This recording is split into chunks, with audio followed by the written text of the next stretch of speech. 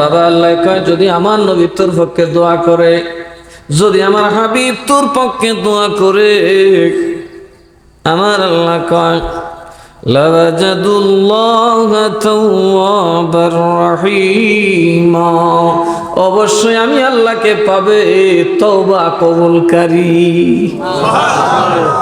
যার তওবা মসজিদে আমি কবুল করি নাই, যার তওবা আমি মসজিদে হারামে কবুল করি নাই, যার তওবা আমি হাজরে আসওয়াদে কবুল করি নাই, যার তওবা আমি খানায় কাবার রুকনে আমিনে কবুল করি নাই, যার তওবা আমি মাকাম ইব্রাহিমে কবুল করি নাই, যার তওবা আরাফাতে কবুল করি নাই, যার তওবা মুজদালিফায় কবুল করি নাই, যার তওবা মিনায় কবুল করি নাই, ওরে আমার নবীর উম্মত, তুমি যদি আমার নবীর কাছে আসো। এখন নবী কই আছে? দুনিয়াতে না মাজারে? কথা কয় না? এখন মাজারে না যেতে পারবেন নি? কথা কয় না? নবীর মাজারে না যেতে পারবেন নি?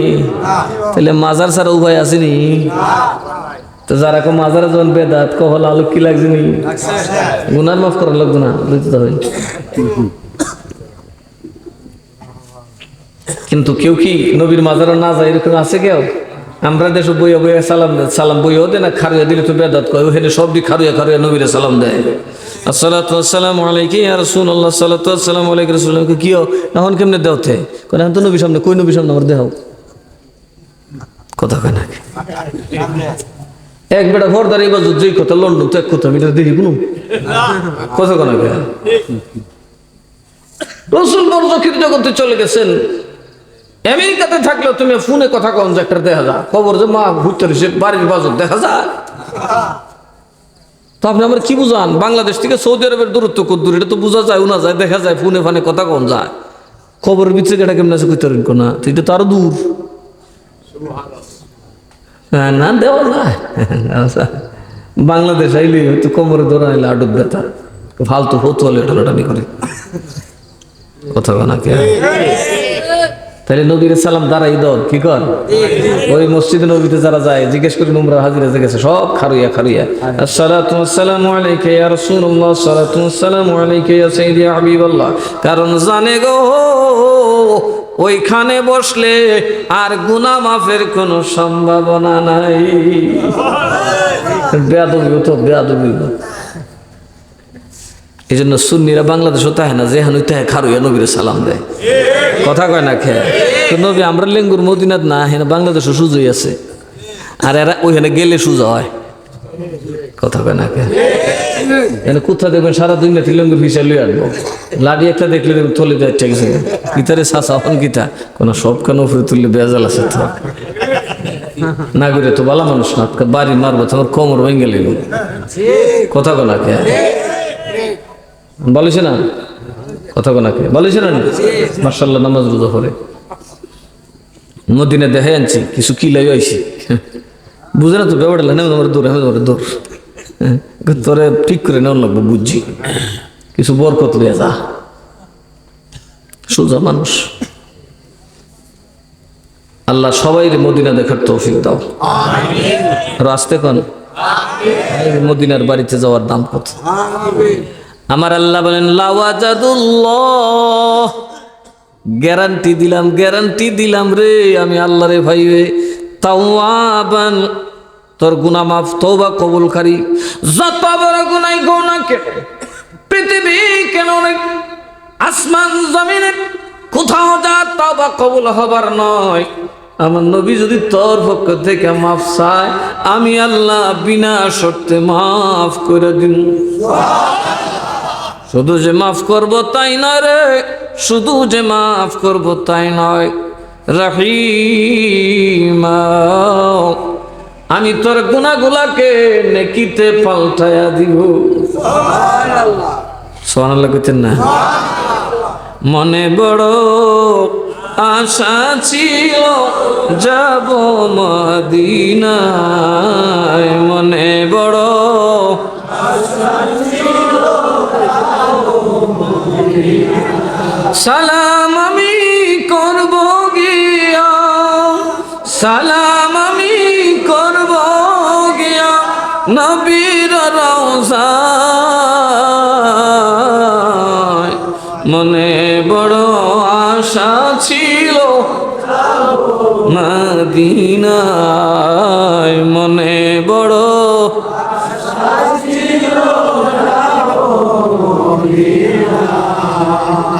আশা ছিল মদিনায় যাওয়া, জীবন ভর কাঁদবেন। এই বাংলার জমিনে দাঁড়ায় নবীর প্রেম ভরে সালাম দিবেন। নবী শুনে কিনা কথা কন, শুনে কিনা? আপনার যে তৌফিক নাই, নবী বুঝে না। নবী কই তোর লেগে চিন্তা না, আমি নিজেই তোর বাড়ি থাকবো। সুবহানাল্লাহ বুঝছেন না? কিন্তু আমরা যে জাতের প্রেমিক, ওই যে রুনালাইলা গান গায়, বন্ধু 3 দিন তোর বাড়িতে গেলাম দেখা পাইলাম না। আমরা তো নবী দেখাই হইতো না, কারণ সারাদিন তো গানও বইতেই কথা কোন ফজর তাইলে দেখবো খেতার ভিতরে, হানজাক তাইলে দেখবো বুল্লার বাজার শাসটল সিনেমা দেখাত। তো নবী কইব রে পাগল, তোর বাইত কয়বার গেলাম দেখার হইলাম না।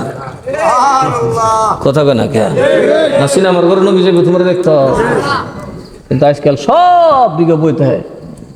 বুড়া কি খরা কি বেচছেন, আবার ঘরের ভিতরে লাগাই বইতে ধুমধাম ধুমধাম। নবী আইতো কইতে কথা কয় না কে? আমাদের কপাল বড় খারাপ। যদি আপনাদের প্রয়োজনে আপনারা টেলিভিশন রাখেন, সেটা ঢাইকা রাখবেন অথবা বন্ধ করে রাখবেন। প্রয়োজনের বাইরে টেলিভিশন চালাবেন না। কখন আপনার ঘরে রসুল আসে বলা যায়? কথা কয় না? এই জন্য নাপাক অবস্থায় ঘুমাবেন না। যদি দেখেন মুমিনের কবরে যে কোনো সময় রসুল আসতে পারে। এখন আপনি কোন নবী গো মরণে আইসো, তুমি মরণে আইতো কেমনে? তুই যে বিড়ি খাইয়া ঘুমাইছস, কুত্তো তো যে তোর মুহ আজরাইলি মনে এমনি মুখ ফিরে যথাযথ বাবারে খাড়া সেগুলো খাড়া যেই খাওয়া খাইছস বাপরে। কথা কোনা কে? সারাটা রাত বিড়ি খাইতে খাইতে ঘুমা, আর সকালে উঠলে বা মুখটা খুললে মনে হয় মা গো টাট্টির মুখটা খুললে দিছে। হ্যাঁ মুসলমান, কেন কিছু করবে না জানো? তোমার রসুল যে কোনো সময় তোমার প্রেমে চলে আসতে পারে তোমাকে দেখতে। আর আজরাইল যদি দেখে এটার মুখের মধ্যে গুয়ের গন্ধ করে, ফারাদা তোর বলে ফারাদা তোর দম বের দাঁড়া যাই তোরা বাবা, এটা কাছে যাওয়া যায় না, কারণ ফেরেস্তার দুর্গন্ধ সইতে। উক্কার বিড়ি খেলে সুগন্ধ করে খেলি না। এই আল্লাহ বিড়ি ঘুরে ঘুরে মুহ যে গন্ধ মাখবো। আমার তো নগদে বমি তাহলে একটা বিড়ি ঘুরে করতে খাটা সকল ঠাট্টি বয়ে বিড়ি খা।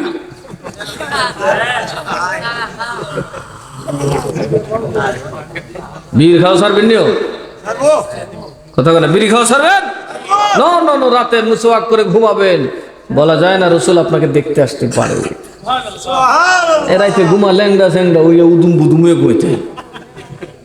উলঙ্গ মানুষ ঘরে ঘুমালে ফেরেশতা যায় না।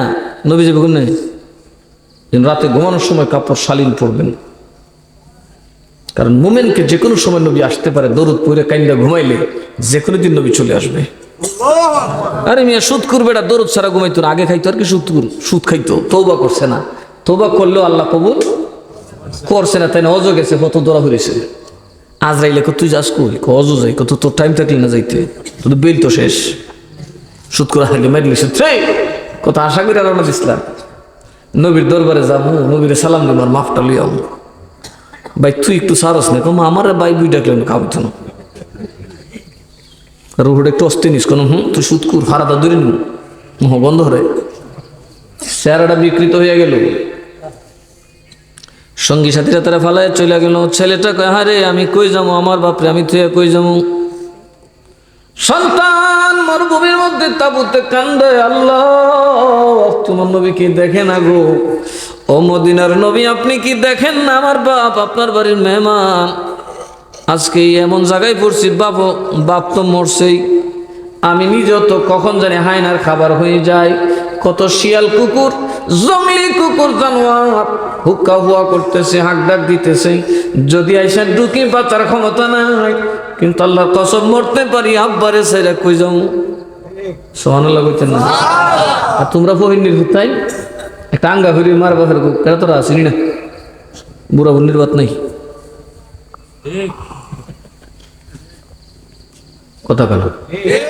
মনে রাখবেন মা বাবার সাথে যার সম্পর্ক ছিন্ন, আল্লাহর সাথে সম্পর্ক ছিন্ন হয়ে গেছে। বোন ভাই রক্তের আত্মীয়র সাথে যার সম্পর্ক ছিন্ন করেছেন, তাদের সাথে আল্লাহর সম্পর্ক ছিন্ন হয়ে গেছে। যার সম্পর্ক আল্লাহর সাথে ছিন্ন হয় তার কোনো আমল আল্লাহর কাছে কবুল হবে না। মনে রেখেন, যত দান দুন করেন আমি তোমাকে মায়া গেল যারা বউ আইন ওরিরে দৌড়ে দেওয়ার একটু বুঝ করো, তুমিও জামাইটা দুজো কথা বুঝছেন না? বাংলা কথা বাবুন ডরে কইতেছি গো, দৌড়িরে বাদ না দেও তুমিও দুজো হয়ে যাবো, তোমার জামাইটা দুজো হয়ে যাবো।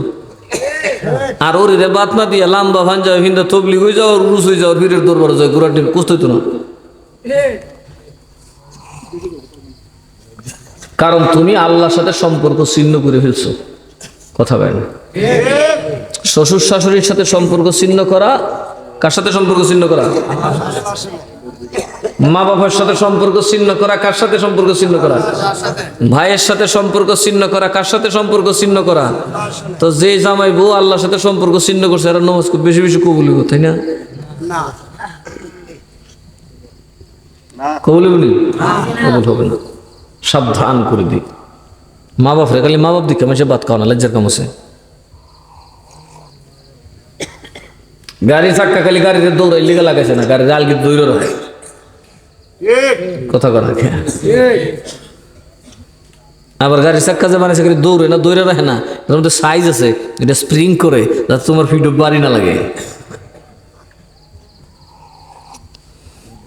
মা বাপ খালি বানাইছে না তোমার লাগে দোয়া হতো। মা বাপের সাথে থাকলে খোদার সম্পর্ক তোমার সাথে থাকবে, মা বাবার সাথে থাকলে খোদার দোয়া তোমার, খোদার দয়া তোমার, রহমাতুল লিল আলামিনের নেক নজর তোমার সাথে থাকবে। এই পোলাটা তো বাপরে ছেড়ে গেল না, নবীকে কিরিত করে আর না দিয়ে দিদার টানা দিয়ে পারি। ফুলে কানতে কানতে ঘুমায় গেলে আবার দেখে কে যেন আসলো রে আকাশের চাঁদ। এসে বলে, কিরে যুবক তুমি কান্দো কেন? কয় কান্দতাম না নি, আমার বাপের সাইয়া দেখো কি নোংরা চেহারা হইছে, দেখো রে আল্লাহর ঘরে রওনা দিবে, আমার আল্লাহ তারে সারে নাই।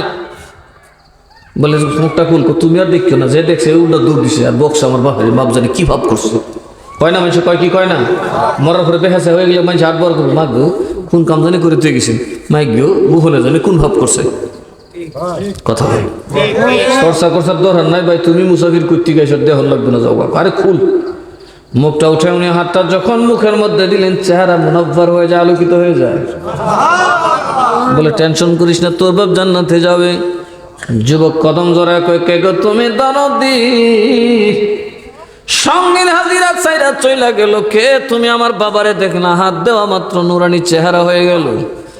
কে গো তুমি? গো খোদার কসম পরিচয় না দিয়ে ছাড়ব না। বলে যুবক রে এখনো চিনলি না, আমি নবী রহমাতুল লিল আলামিন মদিনাওয়ালা। আমি তোর বাপকে দেখতে পারিস? কই ইয়া রাসূলুল্লাহ, আমার বাপ তো সুদখোর। গেছিন মক্কা গিয়া তোবা সোবা করলইল আপনার বাড়িতে গিয়া, আপনি আইয়া পড়ছেন? কাজে তোর বাপ একটা কামাই করে গেছে। তোর বাপ প্রতিদিন আমি নবীর উপর 100 বার দরুদ পড়তো, 50 বছর ধরে পড়তো, একদিনও তোর বাপ দরুদ না পড়া ঘুমায় নাই। দরুদ কিন্তু কবুল, সুদ করে নামাজ কবুল হতো, দরুদ কবুল। সুবহানাল্লাহ। এই দরুদ আমি শুনতাম। আজকে যখন দীর্ঘ রাত হয়ে গেল দরুদ আসে না, আমি তখন খুঁজতে বের হলাম আমার প্রেমিকটা কোথায় রে, নিশ্চয়ই কোনো বিপদে পড়েছে। 50 বছরের যিনি আমার প্রতি আমি নবী কি ভুলে নাই, আজকে রাত্রে কেমনে আমি নবী তারে ভুইলা থাকবো। খুঁজতে খুঁজতে দেখি তোর বাপ এই মাঠের মধ্যে আছে। খোঁজ নিয়ে দেখলাম তোর বাপ জাহান্নামী। আমি বললাম, খোদা রে তুমি না আমাকে বলেছো আমি দোয়া করলে মাফ। তখন তোর বাবার মুখে ধরে খোদার কাছে মাফ চাইছি। আল্লাহ এই হাজির পক্ষ থেকে আমি মাফ চাই, আল্লাহ মাফ করে দিছি। লাওয়াজাদুল্লাহ তাওয়াবার রাহিমা। সুতরাং নবীর দরবারে গেলেও নবী আপনার জন্য মাফ চাইবে, নবীর সাথে প্রেম লাগালে বাড়ি তাই আপনার মাফ করে দেব।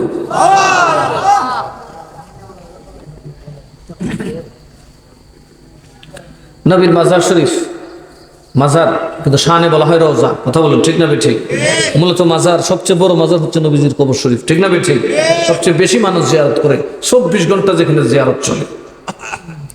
আমার নবীজির মাজারে পাকে একজন সাহাবী দৌড়ে আসলেন। এই আয়াত যখন নাজিল হইল, ফাথুল বারীতে হাদিসের ব্যাখ্যাও আছে, হাদিস আছে, বুখারী শরা। ওই সাহাবী গ্রাম থেকে শুনলেন যে নবী মাফ চাইলে মাফ দিছে, দৌড় তাড়াতাড়ি যায় নবীর দিয়ে মাফটা চাওয়াই দেয়। তাহলে গ্যারান্টি হয়ে নিলাম আল্লাহ আমার মাফ করিস। আইসা দেখে নবীজি ইন্তেকাল করছে। সাহাবায়ে কেরাম দেখাই দিলেন উনি কবরে আছেন, আবু বকর উমর দাঁড়ানো। ওই সাহাবী লাফ দিয়ে নবীর কবরে করছে, ধরে নবীর কবর জাপটে ধরছে। নবী কখন আমি যাবো কই? নবী এখন আমার গুনাহ মাফ করাবে গুণা, আমি আর যাবো গুণ, আমি তো গুনাহগার পাপী, আমি গুনাহ মাফ করতে বেশি। কয়ে অনেক কান্নাকাটি শুরু করলেন। হযরত তোমার বাধা দিতে গেলেন আবু বকর, কয় বাধা দিও না, কানতে দাও। প্রেমিক কাঁদলে শিরিক হয় না রে, নবীর রওজা ইমানদার ধরে কানলে শিরক করে না। আর সৌদি আরবে যে ওয়াহাবি আছে বাবা রে, খালি কবরে দিয়ে গেলে একটা শিরিক কার ধরে তুমি নবীর দখলে দিল, কথা কয় না। সাহাবী কানতে কানতে নবীজির রওজা শরীফের উপর, মাজার শরীফের উপর ঘুমায় গেলেন। কতক্ষণ পরে ওই চারটা জায়গা খুব খুশি। আবু বকর উমর কি রে কতক্ষণ কান্দা কান্দা একটু ঘুমাই দিছো, জাজগা কান্দা দিয়ে খেলেছিল নবী।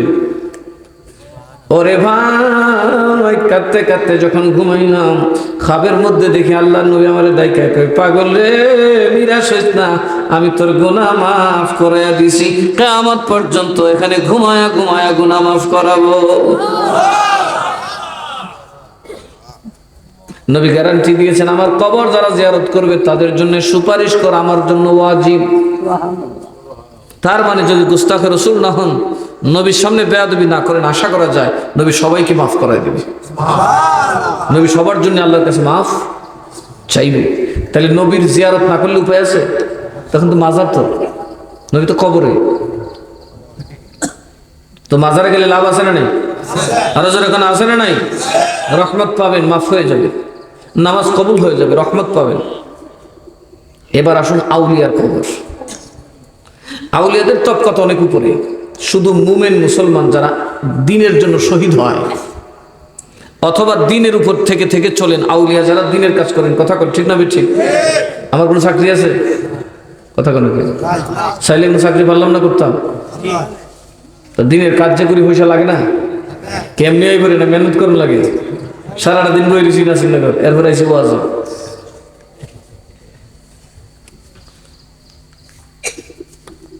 ব্যাকল না হইলে তো এই পয়সা দিয়ে বাড়ি ঘর করলে তো বিরাট কিছু করলে লাগবে, করতে তো পারলাম না কিছুই।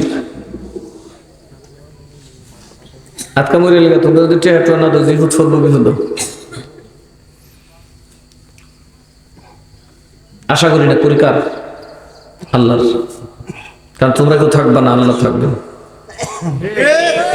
তোমরা আশা করে লাভ নাই, বাসা করে লাভ নাই। তোমরা পিছিয়ে খালি খেদমত করি, নবীর দরুদ পড়ো, নবী খুশি হইলে আমার ইজ্জত বাড়বো, নবী আমার কিছু ইনাম দিব, কথা কন ঠিক না বেশি? তোমরা কিছু দূরতাছে রাত্রি দিন করে, তোমাদের ছেলে মেয়ে দিনের আলেম হবে, দিনের মুহাফেজ হবে, হয়তো রসুলের সামনে লজ্জা পাবো না, একটা কথা বলতে পারবো, ইয়া রাসূলুল্লাহ দেখুন কিছু পারি নাই, তবে কিছু দিনের মুহাফেজ আমি অদম গুনাহগারের প্রচেষ্টায় তৈরি হয়েছে। ব্যাস এটাই সবচেয়ে বড় পাওনা। আর কি এই দুনিয়াতে যারা দৌলত রাখছে এদের কারো নাম আছে দুনিয়াতে? কথা কেন আছে? কিন্তু যারা দৌলত ছেড়ে ইমানি দৌলত, কোরআন সুন্নাত দৌলত রেখে গেছেন, দেখুন তাদের মাজারাতে জিয়ারতকারীর অভাব নাই। কথা বলুন ঠিক না বেঠিক? প্রশ্ন হইলে অনেকেই মাজারে বেদাত কাজ করে, অন্যায় কাজ করে, এটা তাদের ব্যাপার। তাই বলে কি মসজিদে যদি একবার নাচ মারে, পাগলামি করে, তো মসজিদ ভেঙে নেবে? কথা কেন? কাজে মাজার ভাঙার কোনো দলিল ইসলামে? ভন্ডের মাজার করার তো দলিল নেই, ভন্ডের তো মাজারই হবে না। বন্ডেরটা তো মাজার না, বন্ডেরটা তো গান গুনগান আছে, গাঞ্জা মুঞ্জা খা, এটা গাঞ্জার আদত। কিসের রাস্তা না? গাঁজা রাস্তা। দেখুন মাজারে যাওয়ার দরকার আছে না নাই? ইমানদার মাজার ছাড়া চলতে পারবে? এবার এই নবীর মাজার থেকে অলির মাজার। আমার আল্লাহ বলেন, ওয়ালা ইন কুতিলতুম ফি সাবিলিল্লাহি আও মুতুম লামাগফিরাতুম মিনাল্লাহ ওয়া রাহমাতুন খায়রুম মিম্মা ইয়াজমাউন। বুঝবেন, আপনার মার কবরও মাজার, যিনি আউলিয়া তার কবর মাজার, মাজার না দুই ডেকজা দেখে আপনি আমি যারা মরলাম গুনাহ লইয়া কবরে গেছি, আর আমার আল্লাহ বলেন যারা আমার দ্বীনের পথে শহীদ হবে রে, এবং যারা আমার দ্বীনের উপরে চলে চলে কবরে যাবে, আমি আল্লাহ তাদের গুনাহ মাফ করে দেই। ওয়ালা ইন কুতিলতুম ফি সাবিলিল্লাহি আও মুততুম, সুবহানাল্লাহ, আল্লাহর পথে যদি কি হোক, যে কতক্ষণ আগে ওয়াজ করছি, লুচ্চা, গুন্ডা, বদমাইশ, ফাজি, দুষ্ট, নষ্ট, ইমানের পক্ষে খালি ইমান হানিয়ে আনছে, খালি মুসলমান, আর কোনো কাম করছে না, কিন্তু দেখে নবীর বিরুদ্ধে কথা বলছে, গিয়ে দিছে গা দিয়া, এও মরছে এও মরেছে, আমার আল্লাহকে তো সব গুনাহ মাফ। ইলমুদ্দিনে মারছে না, কাঠ মিস্ত্রি বেটা, হিন্দুস্তানের এক লেখক, আমার নবীকে নাম আমি বলি না কারণ এটা বলা ঠিক না, সে আমার নবীর শানে গোস্তাখি করে একটা বই লিখছে, নবীরে বদনাম করে, নবীরে নানান নোংরা কথাবার্তা বললে। তো আলেমরা মিছিল করতেছে, মিটিং করতেছে, ইলমুদ্দিন নামের একটা কাঠ মিস্ত্রি গুলো, কিরে ওর তোরা খালি নাচানাচি করবি, আমি নবীর গোলাম জিন্দা থাকতে এর কি বাঁচতে দিল? সুবহানাল্লাহ কইতেন না। ইলমুদ্দিন কৌশল করিয়া টয়লেট পরিষ্কার করি না সাথে ঢুকে গেছে ভিতরে, এক টুকরা কাঠ পায়, সাথে মেস্তুর কাঠ পায়, কাঠের কেমনি কেমনি অস্ত্র বানাই গেছে, বানাই লয়ে লয়ে ঘুরতেছে, কাঠ অস্ত্র লেগে তার ধরা পড়ে না। একদিন ভোরবেলা সে দেখলো কিরে ফজরের টাইম একমাত্র মুমিনের টাইম, আর বাকি সবে ঘুমানোর টাইম। মুশরিকরা ঘুমায়, কাফেররা ঘুমায়, কুত্তা ঘুমায়, ছাগল ঘুমায়, গরু ঘুমায়, ঘুমানো খালি নমাজি ইমানদার। এবার হিসাব করে দেখেন আমরা মুসলমানদের মধ্যে কুত্তার দল কজন, ইমানদারের দল কজন? হ্যাঁ বেশি না, খালি বেশি নেই, মসজিদ কালি সপ্তাহ কমেছে। কুত্তার দলে গেলে বেহেস্ত যান দিব, দুই চারটা মুমিন আছে, পরিষ্কার কথা কই, নামাজি কয়জন ওই গ্রামে আছে, মসজিদে ফজরের মুসল্লি দিয়ে গেল, মাগরিবের মুসল্লি দিয়ে গেল যেত না, কারণ এই সময় কত বড় মুসল্লি হয়। এখন কন্যা দেখেন ফজরের মুসল্লি দিয়ে কয়জন হয়, যারা ফজরের নামাজ পড়ে তারাই আল্লাহর ওলিদের দলে থাকবে। নামাজ পড়ে দেখে কত আরাম, মগা বল, ফজরের নামাজ ডেলি পড়েও আর কিছু আডাউডি করে দেখো, ডায়াবেটিস, আইবিটিস, কুইবিটিস দৈত্য যেত না। এখন ডায়াবেটিস হোক এতে সত্য কমিতে হয় কথা বলা। আচ্ছা আমরা ডায়াবেটিস ছিল একটা কথা, কারণ আমরা ওয়াজ করি সারা রাত পূজা করি, হয়তো ফজরের নামাজ পড়া একটু আগে ভাগে পড়ে ঘুমান লাগে, একটু দিনে সকালে ঘুমাই। তোমরা কি কাম কেউ ফেসার করে সপ্তাহ সারা রাত মোবাইল টিপবো, 1.5 নম্বর মোবাইল, এরপরে দেখে ঘুমাইতো না, আটকা মোবাইল বেট করে কোথাও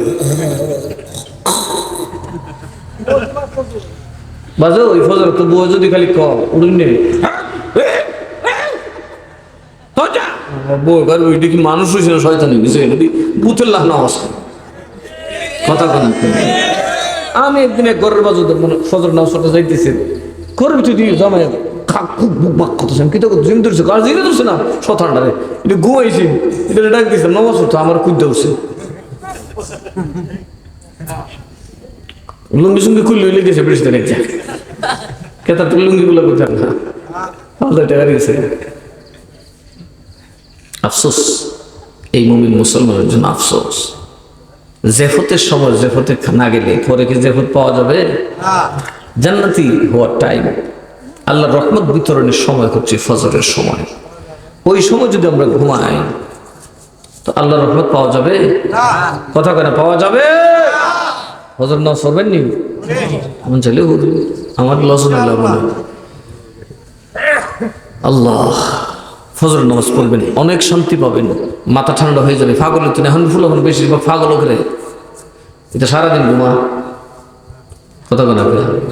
যেই লোক যেই যুবকটা দিনের বেলায় বেশি ঘুমাবে সে পাগল হয়ে যাবে, মেন্টাল প্রবলেমে ভুগবে, সে সুস্থ থাকবে না। কারণ আল্লাহ দিনকে দিছে কাজ করার জন্য, রাতকে দিছে ঘুমানোর জন্য। আর এখনের যুবকরা রাইতে তাহে বেটকিদা ছায়া, দিনে তাহে উঠতে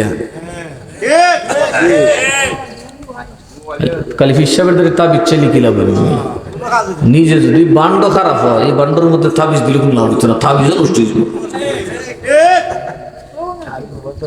কষ্ট হইতেছে আপনারা, কথা কানে রাখতে আছে, কানে রাখলে না, কানে তো রাখে না। আমি গেলে এই সবটা বুঝলে বই থাকবো, হয়তো আশেপাশে কোনো আবার যাত্রা গানও গাইব, গায়ে হলো আবার বেড়া বেড়ে হেঁকো হেঁকো ডেকো ডেকো নাচবো, নউজুবিল্লাহ। গায়ে হলুদের দিন ফুল আমার যে একটা কুভান করে শক্ত গুণ হইব, শক্ত গুণ নাসিনে আপনার না আবার কন আছে সুরের মগরের বড় গুলো আর দুধ কলা। কষ্ট নিন না, এতে ক্ষতি আপনাদের হবে। আমরা আপনাদের জন্যই কথা বলি, না শুনলে আমাদের কিছু করার নেই। আমি তোর ওই শক্তিশালী মৌলবী ভাইরা দলের না যে লাড়ি ভিডিও ফিটটেক চাপের একটা ব্যবস্থা করলাম, তেমন দ্বারা সম্ভব না। ওয়াজ করুন, মানলে মানুন, না মানলে কি করবো, দোয়া করতেন পারবো। আমার আল্লাহ এর বাইরে কোনো ডিউটি দিছে না। কারণ ফিটটেক বেটার নামাজ পড়ে ভাই, সারা জীবন নামাজ পড়ে উজু করতে রাখতেন কিলা বলে কথা বলে। সৌদি আরবে শহরের নামাজ পড়ে লাইজে আছে আব্দুল